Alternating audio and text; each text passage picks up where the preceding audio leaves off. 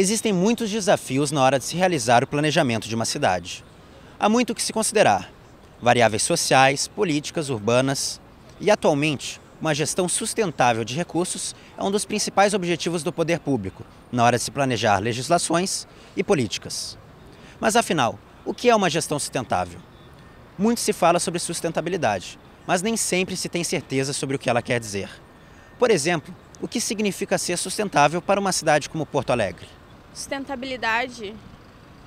Não tenho ideia. Sustentabilidade, natureza, cuidar das coisas, entendeu? Das ruas e tudo mais. Preservar o meio ambiente. Saber usar para sempre ter aquilo que estás usando, continuar usando sempre, né? Algo que tu realiza, que tu produz e por meio daquela produção tu consiga se autossustentar, né? Se manter. O principal problema é os esgotos, que eles enchem, até mesmo onde eu moro, né, no bairro onde eu moro, a rua fica totalmente alagada com os esgotos. Então, eu acho que isso nem é culpa mesmo do governo, mas sim das pessoas que jogam lixo na rua e tudo mais. Entra, entope e fica tudo alagado. A Rua de Dúvida é triste aquilo ali. Eu acho que tem que resolver com o poder, né? Com o prefeito. Tem que partir da própria pessoa a limpeza. Porque não adianta a prefeitura limpa, vai a pessoa lá e solta sofá, e solta televisores velhos, ventiladores, tudo que é tipo de lixo. Aquilo ali é água, é para ser água, né? Eu acho que antes de projetar um prédio novo, a construção nova, tem que ser projetado o esgoto primeiro, né? Mais lixeira das ruas também, né? Porque onde eu moro não tem muita lixeira, entendeu? Então a pessoa come uma bala, até mesmo no pacotinho da bala que tu comer, tu tá, entendeu? Entra ali pro esgoto e entope, entendeu? O que eu conheço ali é o Arroio Cavalhada. Eu acho que ali teria que ser feito uma melhoria, né? Quando eu passo ali, quando eu vou para aquele lado, eu acho bem desagradável, inclusive o cheiro e tudo. Não adianta, é tudo o governo que tem que resolver, né? Todo é o poder, né? A gente paga imposto, a gente vota. O governo municipal ele entender que pode fazer parcerias com empresas e essas empresas, por meio dessas parcerias, ofertar mais serviços ou produtos de maior qualidade do que propriamente ele estando pagando. Na URGS, diversos professores atuam na área da gestão sustentável. Um deles é o professor Carlos Bulhões, diretor do Instituto de Pesquisas Hidráulicas e ganhador do troféu Câmara Municipal de Porto Alegre, em razão de suas contribuições ao município na pesquisa e no planejamento urbano. É com ele que conversamos hoje. Boa tarde, professor Carlos Bulhões. Muito obrigado pela sua presença aqui no Pesquisa em Pauta. E, recentemente, o senhor recebeu o troféu Câmara Municipal de Porto Alegre em razão da sua trajetória acadêmica e também das contribuições que o senhor deu na área do planejamento urbano. Então, eu gostaria primeiramente de saber um pouco da trajetória do senhor na URGS. Muito bem. Também boa tarde a você, a quem nos assiste. Me honrou muito esse prêmio, me deu muita alegria, por duas razões principalmente. A primeira razão é que cada vereador proponente tem direito a indicar o nome, e ao indicar o nome, ele só pode fazer essa indicação uma vez em toda a legislatura. Então, o vereador que me indicou queimou o cartucho comigo. Então, só foi um nome, o meu. Segunda surpresa, e eu vou dizer o porquê dessa surpresa em ato sequencial, foi que foi uma decisão unânime, porque o vereador indica uma vez e os 36 vereadores da Câmara Municipal de Porto Alegre têm que aprovar o nome.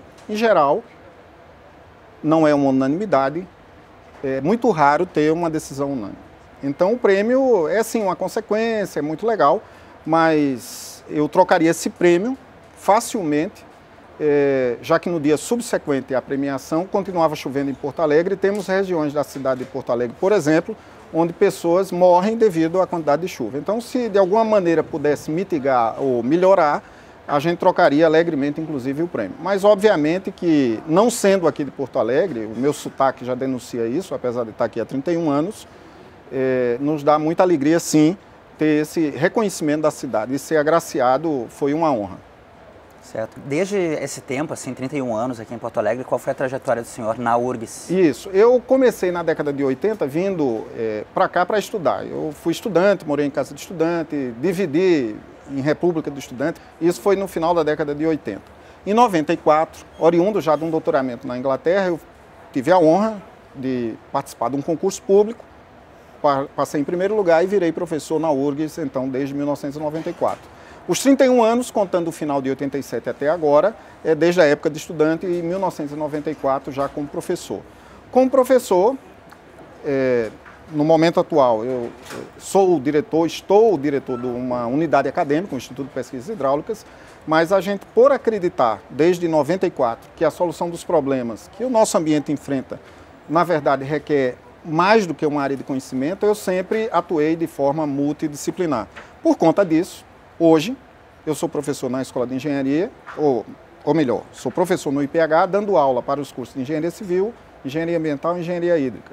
A pós-graduação é a pós-graduação do Instituto de Pesquisas Hidráulicas, onde eu sou orientador permanente, mestrado e doutorado, da linha de pesquisa em Planejamento e Gestão de Recursos Hídricos, na Faculdade de Arquitetura, no PROPUR, Programa de Planejamento Urbano e Regional, na linha de pesquisa em Infraestrutura e Sustentabilidade, tem um mestrado profissionalizante junto à Agência Nacional de Águas, é uma rede nacional de 14 universidades, na qual a URGS faz parte, é uma atividade de regulação e gestão de recursos hídricos, redes brasileiras de universidades, são 14 universidades.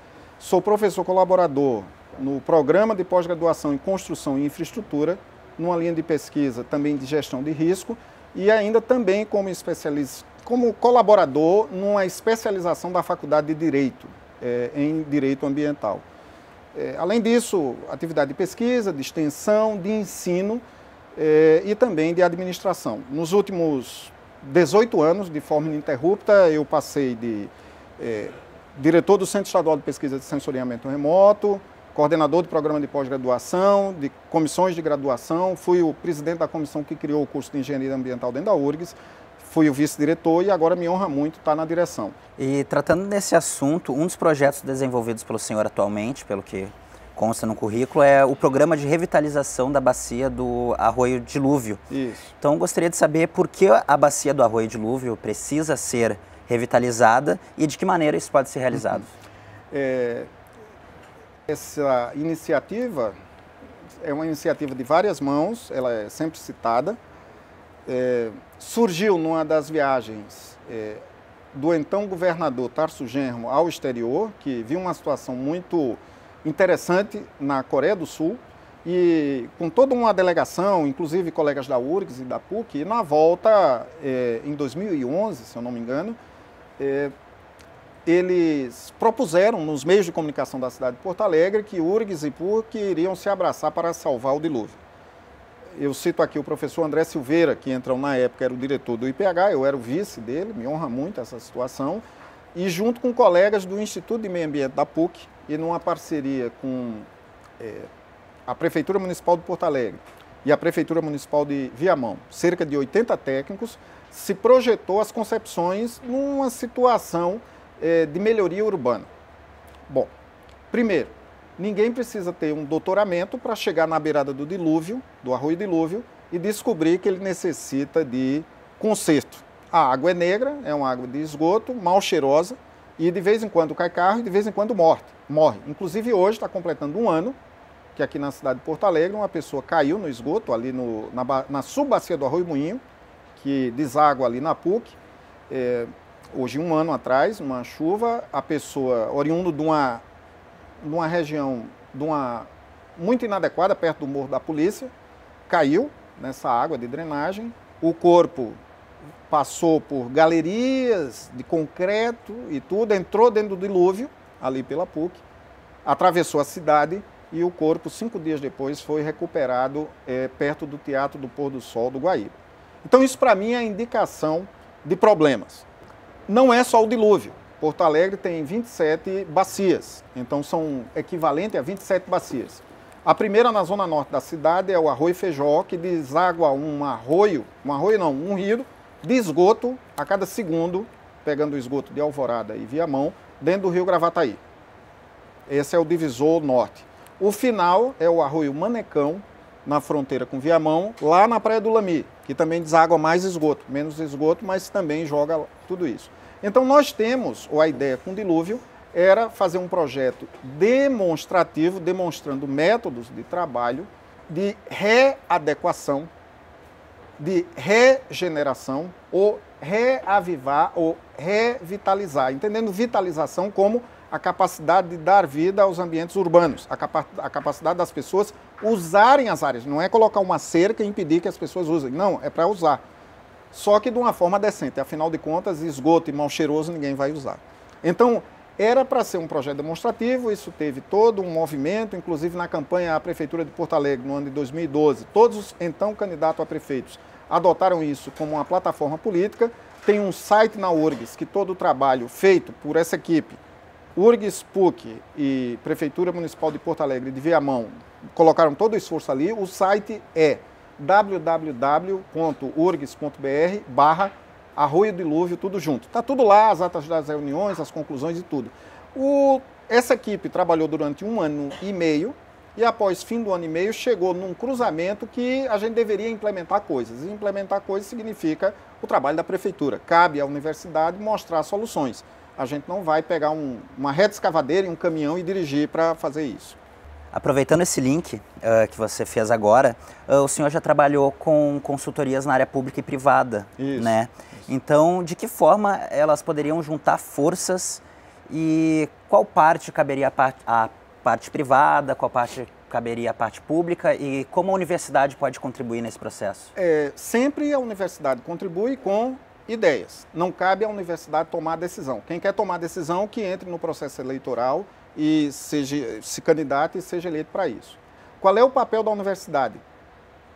Jogar pessoas na vida com capacidade crítica, com capacidade de resolver os nossos problemas, com capacidade de olhar uma realidade desgraçada e interferir nela. Esse é o nosso papel, se não o único. E isso, o ambiente institucional que a Universidade Federal do Rio Grande do Sul me propicia, com todos os dilemas, com toda a falta de recursos, faz com que a gente se sinta imbuído diariamente a ter esse enfrentamento. O que a gente tem, sim, é problema de gestão. Daí a minha preocupação nessa coisa da implementação das ideias. Eu diria hoje que eu estou mais como um gestor de ideias. Quando falamos de planejamento urbano, legislação ambiental ou gestão hídrica, não basta a gente apenas olhar números, propor leis, falar de estatísticas, né? Existem variáveis políticas, variáveis econômicas e variáveis sociais. Muito bem. De que maneira essas variáveis devem ser consideradas no planejamento de uma gestão sustentável? Muito bem. Excelente pergunta e me dá a oportunidade também de colocar outra linha de pensamento um bocadinho diferente. Imaginem que qualquer um de nós, você, eu ou quem nos assiste, está com uma tremenda dor de cabeça ou de uma unha encravada. Então eu vou no médico e o primeiro indicador da saúde do corpo humano, é uma amostra do meu sangue. Então o sangue como elemento da saúde do corpo. Eu tiro aquele elemento circulante que é o sangue e vou chegar a conclusões sobre a saúde do corpo. Então imagine agora que o meu corpo é a cidade ou o território e imagine que a água é esse sangue da terra. Parece meio utópico, esotérico, coisa do gênero, mas é uma realidade, já que a água tem essa capacidade de aglutinar, de misturar, de integrar uma espécie de liquidificador das coisas boas e ruins que estão na parte de cima. Imagine que o Guaíba aqui na cidade de Porto Alegre é a minha mão. Aqui está o Guaíba, no centro da minha mão. Sinos, Caí, Sinos, Gravataí, Sinos, Caí, Taquari e Jacuí. É um tamanho de uma Holanda jogando água, uma fábrica de água aqui para frente da cidade de Porto Alegre. Mesmo que Porto Alegre resolva todos os problemas de esgoto, ainda assim a gente tem a Holanda produzindo cidades sem tratamento de esgoto. Lamentavelmente, o nível de tratamento de esgoto aqui no Rio Grande do Sul equivale a Paris, por exemplo, em 1200. É tratamento medieval. Por quê? Porque diluição é sempre a solução, se for em inglês, dilution is always the solution. Joga dentro do rio e o rio dilui. Só que a nossa capacidade de diluição acabou. Bom, ao descobrir que a água não funciona, e essa descoberta não é minha, tem civilizações ou outras culturas que dizem o estado de desenvolvimento de uma cidade é se você chegar na beirada do rio e olhar para ele. Ora, então se eu chego no Arroio Feijó, no Arroio da Areia, que é na Vila Dique, ali no fundo do aeroporto da cidade de Porto Alegre, no Arroio Dilúvio, no Arroio Cavalhada, no Lami, no Arroio do Salso, no Manecão, só para citar alguns, eu chego à conclusão que a gente está num lugar atrasado. Porque esse sangue está negro. Então isso é dilacerante para quem entende.